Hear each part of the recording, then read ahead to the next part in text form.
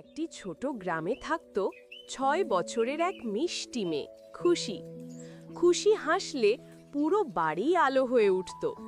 তার সবচেয়ে পছন্দের জায়গা ছিল বাড়ির পেছনের ছোট্ট ঝুমঝুমি বাগান। একদিন বিকেলে খুশি বাগানে খেলছিল। হঠাৎ সে শুনল ফট ফট ফট, টুপ টুপ।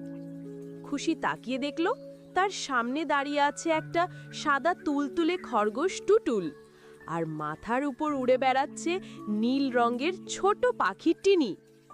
খুশি বিস্মিত হয়ে বলল, তোমরা এখানে কিভাবে এলে?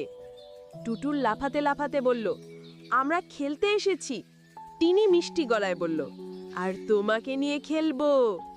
খুশি হাততালি দিয়ে বলল, ইয়ে, চলো শুরু করি। টিনি বলল, এই বাগানে 3টে রঙিন ফুল লুকানো আছে, যে আগে খুঁজে আনবে সে জিতবে। খুশি দৌড় শুরু করলো। টুটুল লাফাতে লাগলো, টিনি আকাশে চক্কর দিতে লাগলো।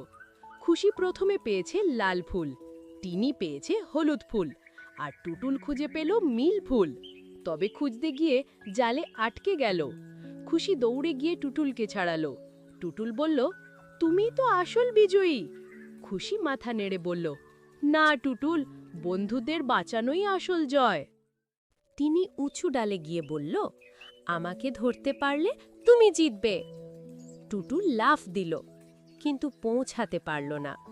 খুশি হাসতে হাসতে বলল, পাখিকে ধরতে হলে পাখির মতো ভাবতে হবে। খুশি একটা ছোট ডাল তুলে টুটুলের দিকে ধরল। টিনি ডালটায় নেমে এলো। টুটুল অবাক হয়ে বলল, তুমি এগুলো জানলে কিভাবে? খুশি বলল, মম টট মি, চেষ্টা করলে সবকিছু কাছাকাছি আসে। সবাই হাততালি দিল। খুশি বলল, চলো একটা বড় নীড় বানাই, যেটা আমাদের 3 জনের প্রতিনিধিত্ব করবে।